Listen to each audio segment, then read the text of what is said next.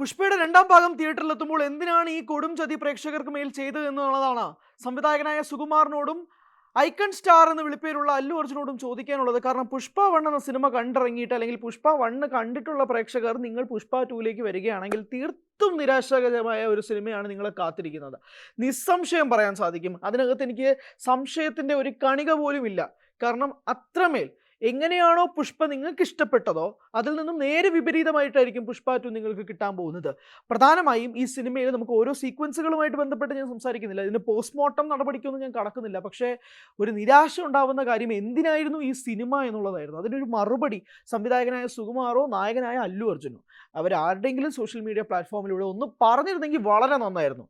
കൃത്യമായ തുടക്കമില്ല, കൃത്യമായ എൻഡിങ് ഇല്ല, ആകെ കൊള്ളാവുന്ന ഒരു ഇൻ്റർവെൽ സീക്വൻസ് ഉണ്ടായിരുന്നു. അത് മാത്രം വെച്ചിട്ട് എന്തിനാണ് ഈ ഒരു സിനിമ തന്നെ ഉണ്ടാക്കിയതെന്ന് തോന്നിപ്പോകും. ആ ഒരു തോന്നലിൻ്റെ പുറത്താണ് ഈ ഒരു ചോദ്യം, ന്യായമായ ചോദ്യം ചോദിച്ചു പോകുന്നത്. ഓക്കെ, നമുക്ക് സിനിമയിലേക്ക് തന്നെ കിടക്കാം. സിനിമയുടെ ആദ്യ രംഗം പ്രത്യേകിച്ച് ഒരു ഇൻട്രൊഡക്ഷൻ സീനാണല്ലോ. നമുക്ക് ഏറ്റവും പ്രധാനപ്പെട്ട ഒരു മാസ് സ്റ്റാറിൻ്റെ ഒരു സിനിമ വരുമ്പോഴേക്കും അതിൻ്റെ ഒരു ഇൻട്രൊഡക്ഷൻ സീൻ വളരെ പ്രധാനപ്പെട്ടതാണ്. എന്തിനായിരുന്നു ആ ഇൻട്രൊഡക്ഷൻ സീൻ? സിനിമ കണ്ടവർക്കറിയാം എന്തിനായിരുന്നു ആ ഇൻട്രൊഡക്ഷൻ സീൻ എന്ന്. എനിക്ക് ഇപ്പോഴും ആലോചിച്ചിട്ട് മനസ്സിലാവുന്നില്ല. ഒരു പോർട്ടിൽ നടക്കുന്നതാണ് ആ ഒരു ഇൻട്രൊഡക്ഷൻ സീൻ എന്ന് പറയുന്നത്. സീനിൻ്റെ എലിവേഷൻ ഒക്കെ രസകരമാണ്, സീൻ പോകുന്ന രീതിയും രസകരമാണ്. അതിൻ്റെ ഫൈറ്റ് കൊറിയോഗ്രാഫി അൺസഹിക്കബിളാണ്. അതിൻ്റെ ഫൈറ്റ് കൊറിയോഗ്രാഫി ഒട്ടും കൺവിൻസിങ് ആവാത്ത രീതിയിലേക്കാണ് അതിൻ്റെ കൊറിയോഗ്രാഫി നടത്തിയിരിക്കുന്നത്. അത് പോട്ടെ, പക്ഷേ എലിവേഷൻ നല്ല രസമായിട്ട് ആ ഒരു പുഷ്പരാജിനെ കാണിക്കുന്ന ഒരു എലിവേഷൻ നല്ല രസകരമായിട്ട് തോന്നി. പക്ഷേ അതിൻ്റെ കൊറിയോഗ്രാഫി ഒട്ടും വർക്കായില്ല. മാത്രമല്ല ഈ സിനിമയായിട്ട് ഒരു ബന്ധമില്ലെന്നേ. ഈ ഇൻട്രൊഡക്ഷൻ സീൻ കഴിഞ്ഞിട്ട് പിന്നെ കാണിക്കുന്നത് വേറെ ഏതോ സീനുകളാണ്, പിന്നെ പടം വേറെ ട്രാക്കാണ്. ആ ഇൻട്രൊഡക്ഷൻ സീനുമായിട്ട് ഒരു ബന്ധവുമില്ല, അതായത് ഒരു കണികയുടെ പോലും ബന്ധമില്ല. അതാ ഞാൻ പറയണത്. ഒരു ഒരു ഒരു ഒരു മുട്ടുസൂചിയുടെ പോലും ഒരു ബന്ധം ഉണ്ടായിരുന്നെങ്കിൽ ഓക്കെ എന്നെങ്കിലും പറയാം. പക്ഷേ അങ്ങനെ ഒരു ബന്ധവും ഇല്ലാത്ത ഒരു 20 മിനിറ്റ് സീൻ, ഒരു 15 മിനിറ്റ് സീൻ ഉണ്ടായിരുന്നു, ഒരു ഇൻട്രൊഡക്ഷൻ സീൻ. അതെന്തിനാണെന്ന് എനിക്ക് മനസ്സിലാവുന്നില്ല. അത് കഴിഞ്ഞിട്ടാണ് ഏറ്റവും പ്രധാനപ്പെട്ട രശ്മിക മന്ദാനയുടെ കാത്തിരുന്ന, അതായത് നാഷണൽ ക്രഷ് എന്ന് വിളിപ്പേരുള്ള രശ്മിക മന്ദാനയുടെ ഫീലിങ്സ് ആരംഭിക്കുന്നത്. ഫീലിങ്സ്, അല്ലു അർജുൻ തൊടുമ്പോൾ ഫീലിങ്സ്, അല്ലു അർജുൻ ഉമ്മ വയ്ക്കുമ്പോൾ ഫീലിങ്സ്, അങ്ങനെ ഈ രശ്മിക മന്ദാനയുടെ ഈ ഒരു ഫീലിങ്സ് കണ്ട് കണ്ട് അൺസഹിക്കബിൾ എന്നത് മാത്രമേ പറയാനുള്ളൂ. കാരണം ഇവർ തമ്മിലുള്ള റൊമാൻറ്റിക് സീക്വൻസുകളാണ് കാണിക്കുന്നത്, പക്ഷേ അരോചകമായി മാറുന്ന രീതിയിലേക്കാണ് കാര്യങ്ങൾ മാറുന്നത്. അങ്ങേയറ്റം അരോചകമായി പോകുന്നു. എന്താണ് ഈ കാണിച്ചു കൂട്ടുന്നതെന്ന് പോലും തോന്നിപ്പോകുന്ന രീതിയിൽ പ്രേക്ഷകരുടെ ക്ഷമയുടെ നെല്ലിപ്പലക കാണിക്കുകയായിരുന്നു ഇരുവരുടെയും റൊമാൻറ്റിക് സീക്വൻസുകൾ. അത് കഴിഞ്ഞിട്ടാണ് ഈ ഫീലിങ്സ് എന്നൊരു പാട്ടിലേക്കൊക്കെ കാര്യങ്ങൾ വരുന്നുണ്ട്. അപ്പോൾ ആ ഫീലിങ്സിലെ പാട്ടിൻ്റെ കൊറിയോഗ്രാഫി എനിക്ക് ഇഷ്ടപ്പെട്ടു. പക്ഷേ ആ പാട്ടിന് ഒരു ബിൽഡപ്പ് ഉണ്ടല്ലോ, ഈ രംഗങ്ങളൊക്കെ ആ പാട്ടിലേക്കുള്ള ബിൽഡപ്പാണ്. പക്ഷേ ആ ബിൽഡപ്പിൻ്റെ ഒരു സീൻ പോലും ഇഷ്ടപ്പെടാത്ത രീതിയിലേക്ക് കാര്യങ്ങൾ മാറി. അതിന് പിന്നാലെ കുറച്ച് പൊളിറ്റിക്സും രാഷ്ട്രീയവും ഒക്കെ പറയുന്ന അങ്ങനത്തെ രംഗങ്ങളൊക്കെ ഉള്ള ഒരു ഒരു ഒരു മാസ് സീൻസ്, അല്ലെങ്കിൽ അങ്ങനത്തെ പുഷ്പയുടെ പവർ കാണിക്കുന്ന സീക്വൻസുകളൊക്കെ രസകരമായി തന്നെ അനുഭവപ്പെട്ടു. നെഗറ്റീവ് മാത്രം പറയരുതല്ലോ, രസകരമായി അനുഭവപ്പെട്ട സീനുകളൊക്കെ തന്നെ മികച്ചതായി തോന്നുകയും ചെയ്തു. ഒരു പ്രേക്ഷകൻ്റെ പോയിന്റ് ഓഫ് വ്യൂവിൽ ഫഹദ് ഫാസിൽ വന്നതിന് ശേഷം ഒരു പെർഫോമൻസിൽ നമുക്ക് കൊള്ളാം, ഈ മനുഷ്യനെ കണ്ടുകൊണ്ടിരിക്കുകയല്ലോ കുറച്ച് നേരം എന്ന് തോന്നിപ്പിക്കുന്ന രീതിയിലേക്ക് ഫഹദിൻ്റെ പെർഫോമൻസ് ഞെട്ടിക്കുന്നതാണ്. ഫഹദിൻ്റെ ഇൻട്രൊഡക്ഷൻ ഒരു സീനുണ്ട്, രസകരമായ ഒരു സീനാണ്. ആ രസകരമായ സീനിൽ നിന്നും ഫഹദിൻ്റെ ഒരു ട്രാൻസ്ഫോർമേഷൻ രംഗമൊക്കെ ഉണ്ട്. അതൊക്കെ നല്ല രീതിയിൽ തിയേറ്ററിലും വർക്കൗട്ടായി. അത് കണ്ടുകൊണ്ടിരിക്കാൻ നല്ല രസകരമായിരുന്നു. ആൻഡ് ഈ സിനിമയുടെ ഇൻ്റർവെൽ പോർഷൻ, ഈ ഇൻ്റർവെല്ലിൽ നമുക്കൊരു 20 മിനിറ്റ്സ് സീനുണ്ട്. ആ സീനും ഇടിവെട്ട് സീനായിരുന്നു. അത് ആ ഒരു കിടിലൻ സീനാണ്, ഒരു സിക്സാക് സീനാണ്. അല്ലു അർജുൻ ഒരു കാര്യത്തിന് പോകുന്നു, പിന്നീട് തിരിച്ചു വരുന്നു, പിന്നീട് ഫഹദിന്, അങ്ങനെ ഒരു രസകരമായ ഒരു ഇൻ്റർവെൽ സീനാണ് ഉള്ളത്. ഞാൻ കൂടുതൽ സ്പോയിലറോ കാര്യങ്ങളോ ഒന്നും തന്നെ പറയുന്നുമില്ല, കാരണം പക്ഷെ അത് തിയേറ്ററിൽ അനുഭവിക്കേണ്ട ഒരു രസകരമായ ഇൻ്റർവെൽ സീനാണെന്ന് എനിക്ക് തോന്നി.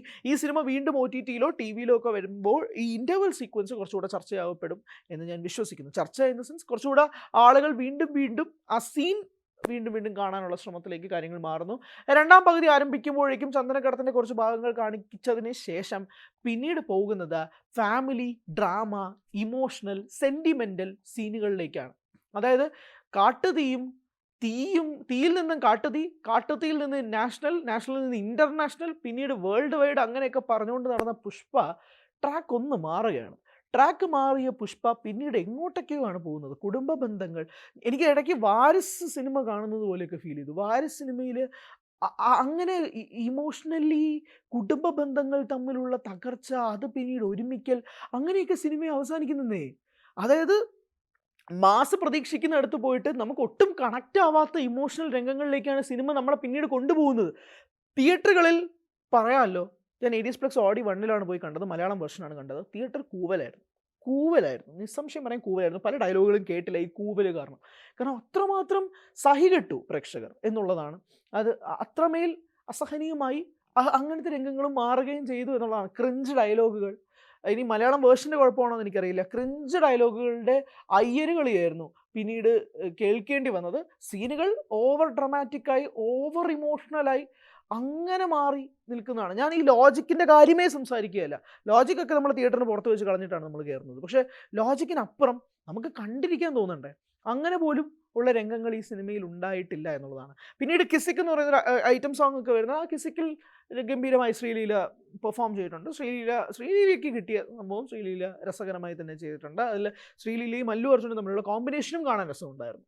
അങ്ങനെ അവർ തമ്മിലുള്ളൊരു കാര്യങ്ങൾ. പക്ഷേ ഏറ്റവും പ്രധാനം ഈ ചന്ദനത്തടി ഒന്നും അല്ല പിന്നീട് കാണുന്നത്. നമ്മൾ പുഷ്പ 1 കണ്ട ആ ഒരു കള്ളക്കടത്ത്, അല്ലെങ്കിൽ ആ കടത്ത് എങ്ങനെയായിരിക്കാം, ആ കടത്ത് എങ്ങനെയൊക്കെ ആയിരിക്കും, ആ ഒരു ഓപ്പറേഷൻസ് നടക്കുക, ഇതൊക്കെ സംബന്ധിച്ചാണ്. പക്ഷേ പടം 2ാം പകുതി കഴിഞ്ഞിട്ട് ഒരു 10 മിനിറ്റ് കഴിഞ്ഞിട്ട് ട്രാക്ക് വേറാണ്. പിന്നെ എന്തോ എങ്ങനെയോ എന്നില്ലാത്തൊരു ക്ലൈമാക്സ് എനിക്ക് മനസ്സിലായിട്ടില്ല. എന്താ സംഭവിച്ചത്? ഇനി ഷൂട്ട് ചെയ്യാൻ മറന്നുപോയതാണോ, അല്ലെങ്കിൽ ഷൂട്ട് ചെയ്ത സീൻസ് അവസാനം എഡിറ്റിൽ കട്ടായി പോയതാണോ, എന്താണെന്നൊന്നും മനസ്സിലാവുന്നില്ല. പക്ഷേ എന്തായിരുന്നു ആ എൻഡിങ് കൊണ്ട് ഉദ്ദേശിച്ചതെന്ന് മനസ്സിലായി. 3rd പോകാൻ വേണ്ടിയിട്ട് ഒരു ലീഡ് പ്രതീക്ഷിക്കുമ്പോൾ, അതായത് ഇത്രയും വലിയൊരു ഫ്രാഞ്ചൈസാണ്, അതിന് 3rd പാർട്ട് 2nd പാർട്ട് റിലീസിന് മുമ്പേ തന്നെ അണിയറ പ്രവർത്തകർ പ്രഖ്യാപിക്കുകയാണ്. അപ്പോൾ ഉണ്ടാകുന്നൊരു ഹൈപ്പ് നിസ്സാരമൊന്നുമല്ല. ഇപ്പോൾ നമ്മൾ ഇന്ത്യൻ 2 കാണുന്നതിന് ശേഷമാണ് ഇന്ത്യൻ 3 എന്ന് പറയുന്ന സിനിമ വരുന്നതായിട്ട് നമ്മൾ അറിയുന്നത്. അത് ആ സിനിമ തിയേറ്ററിൽ നിന്നാണ് അറിയുന്നത്. പക്ഷേ ഇതിന് മുമ്പേ നമ്മൾ പുഷ്പ 3 വരുന്നുണ്ടെന്ന് അറിയുന്നു. ആ അറിഞ്ഞു നിൽക്കുന്ന പ്രേക്ഷകർക്ക് എന്തായിരിക്കും ആ ലാസ്റ്റ് ലീഡ് എന്ന് പറയുമ്പോൾ, ഒരു അൺഎൻഡിങ് ക്ലൈമാക്സും കൊണ്ടാണ് ഈ സിനിമ നിർത്തുന്നത്. അതായത് ഒരു ലീഡൊന്നുമില്ല പാർട്ട് 3ലേക്ക്. പേരിന് ഒരു സീൻ കാണിക്കുന്നു എന്നുള്ളതല്ലാതെ ഒരു പെർഫെക്റ്റ് ലീഡ് ആയിട്ട് ഈ സിനിമ പോയിട്ടേ ഇല്ല. അതായത് എന്തെങ്കിലും കാണിച്ചിട്ട് 3rd പാർട്ട് റിലീസ് ചെയ്യുക എന്നുള്ളതാണോ മൈൻഡെന്നും എനിക്ക് മനസ്സിലാവുന്നില്ല. ഞാൻ എടുത്ത് സൂചിപ്പിക്കുന്നത് ജിസ് ജോയുടെ വാക്കുകളാണ്. ജിസ് ജോയ് ഒരു അഭിമുഖത്തിൽ പറഞ്ഞത് ഇനി ഒരു പുഷ്പ 3ലേക്ക് ഉടനെ അല്ലു അർജുൻ പോകരുതെന്നുള്ളതാണ്. കാരണം ഇപ്പോൾ തന്നെ 3 വർഷം അല്ലു അർജുൻ ഈ പുഷ്പ 2 വേണ്ടി മാറ്റി വെച്ചിട്ടുണ്ട്. 2021 തൊട്ട് ഇതാ 24 വരെ. വീണ്ടും ഇതിലേക്ക് തന്നെ പോവുകയാണെങ്കിൽ പുഷ്പ 2 എന്തിനാണ് എന്നുള്ളൊരു ചോദ്യം ഞാൻ വീണ്ടും ആവർത്തിക്കുകയാണ്. കാരണം എന്തിനായിരുന്നു ആ സിനിമ എന്നുള്ളത് ഇപ്പോഴും മനസ്സിലാവാത്ത ഒരു പ്രേക്ഷകനാണ് ഞാൻ. എന്തായിരുന്നു ആ സിനിമ കൊണ്ട് ഉദ്ദേശിച്ചത്? ഏത് ഇമോഷൻസിലൂടെ പ്രേക്ഷകരെ കണക്ട് ചെയ്യിക്കാൻ വേണ്ടിയിട്ടാണ് സംവിധായകൻ സുകുമാർ ഉദ്ദേശിച്ചത്? സുകുമാറിനെ പോലെ ഒരു ലെജൻഡറി ഡയറക്ടർ, അല്ലു അർജുനെ പോലെ ഒരു ഐക്കൺ സ്റ്റാർ, ഇവർ രണ്ടുപേരും ഒന്നിക്കുന്നു എന്നുള്ളത് വളരെ എന്താ പറയുക, അങ്ങനത്തെ ഒരു സീക്വൻസാണ്. പിന്നെ ഈ സിനിമയിൽ ഞാൻ വിട്ടുപോയി ഏറ്റവും പ്രധാനപ്പെട്ട ഒരു രംഗം ഉണ്ട്. അതായത് ടീസറിൽ നിന്ന് നമ്മൾ കണ്ടതാണ്, അല്ലു അർജുൻ സാരി ഉടുത്ത് വരുന്ന ഒരു സീൻ. ആ സീക്വൻസും രസകരമായിരുന്നു കേട്ടോ. കാരണം ആ സീന്, അതിലൊരു പാട്ടുണ്ട്, ആ പാട്ടിനോട് ചേർന്നൊരു ഫൈറ്റ് ഉണ്ട്. അത് രണ്ടും രസകരമായിരുന്നു. അല്ലു അർജുൻ്റെ ക്ലോസപ്പിലൊക്കെ വരുന്ന കുറച്ച് ഷോട്ട്സ് കാണുമ്പോഴേക്കും രസമുണ്ടായിരുന്നു. അല്ലു അർജുൻ എന്ന ആക്ടറിനെ കാണാൻ ആക്ടർ മോഡിലേക്ക് അല്ലു അർജുൻ മാറുന്ന ഒരു കുറച്ച് സീക്വൻസുകളുണ്ട് ആ പാട്ടിൽ പ്രത്യേകിച്ച്. അത് വളരെ രസകരമായിട്ടും വളരെ ഇമോഷണലി കണക്റ്റ് ആവുന്ന രീതിയിലേക്കും ആ സീക്വൻസ് മാറി. കാരണം അതൊക്കെ ചെയ്യുന്നതിന് പിന്നിൽ ഒരു കാരണമുണ്ട്. ആ കാരണം എന്ത് തന്നെ ആയാലും ആ കാരണം കണക്റ്റായി എന്നുള്ളത് വ്യക്തമാണ്. അപ്പോൾ അങ്ങനെ പോകുന്നു. പക്ഷേ ഈ സിനിമയുടെ BGMും ഈ സിനിമയുടെ പാട്ടും കുറിച്ചും കൂടെ ഒന്ന് സംസാരിക്കണം. ഈ ഇൻ്റർവൽ സീക്വൻസിൽ BGM ഹൈ ആകുന്നുണ്ട്, എന്നാൽ ബാക്കിയുള്ള സീനുകളിലൊക്കെ BGM അതിനനുസരിച്ച് മുന്നോട്ട് വരുന്നില്ല. അങ്ങനെ BGM ഡിപ്പാർട്ട്മെൻറ്റ് അല്ലെങ്കിൽ മ്യൂസിക് ഡിപ്പാർട്ട്മെൻറ്റിന് ഒരു പ്രശ്നം വരുന്നു. ഇതിൻ്റെ സ്ക്രീൻ പ്ലേ എന്താണ് ഉദ്ദേശിക്കുന്നത്, ഇത് എങ്ങനെയാണ് ഇതിൻ്റെ കഥ മുന്നോട്ട് പോകുന്നതെന്നത് സംബന്ധിച്ചൊരു വ്യക്തത കുറവ്, കൃത്യമായൊരു എൻഡിങ് ഇല്ല, കൃത്യമായൊരു തുടക്കമില്ല. അങ്ങനെ പുഷ്പ 2 എന്ന സിനിമ ഒരു അവിയൽ പരുവമായിട്ട് മാറുന്ന ഒരു സിനിമയായിട്ട് മാറി. ചില സീക്വൻസുകൾ കൊള്ളാം, ചിലത് അങ്ങേയറ്റം മോശം, ചില പെർഫോമൻസുകൾ ഗംഭീരം, ഫഹദിൻ്റെ ഉൾപ്പെടെയുള്ള പെർഫോമൻസുകൾ ഗംഭീരം, ചില പെർഫോമൻസസ് കണ്ടിരിക്കാൻ പോലും പറ്റാത്ത രീതിയിലേക്ക് രശ്മിക മന്ദാന ഡെലിവർ ചെയ്യുന്നുണ്ട്. അങ്ങനെ ആകെ മൊത്തത്തിലൊരു അവിയൽ പരുവമായിട്ടാണ് പുഷ്പ വരുന്നത്. അതായത് പുഷ്പ എന്ന് പറഞ്ഞാൽ ഫ്ലവറാണോ ഫയറാണോ, എന്നാൽ ഫ്ലവറും ഫയറും കൂടി ചേർന്നതാണോ, അങ്ങനെ ആകെ മൊത്തത്തിലൊരു അവിയൽ പരുവമായിട്ടാണ് നിൽക്കുന്നത്. അപ്പോൾ സിനിമ കണ്ടവരാണ് നിങ്ങളെങ്കിൽ നിങ്ങളുടെ അഭിപ്രായങ്ങൾ പറയുക. ഇനി നിങ്ങളുടെ അവസരമാണ്, നിങ്ങൾ അഭിപ്രായങ്ങൾ പറയുക. എൻ്റെ അഭിപ്രായത്തോട് ചേർത്ത് നിൽക്കുന്നതാണ് നിങ്ങളുടെ അഭിപ്രായങ്ങളെങ്കിൽ അതും മെൻഷൻ ചെയ്യുക. അതിന് വിരുദ്ധമാണെങ്കിൽ അതും കമൻറ്റ് ബോക്സിൽ രേഖപ്പെടുത്തുക. Thank you so much.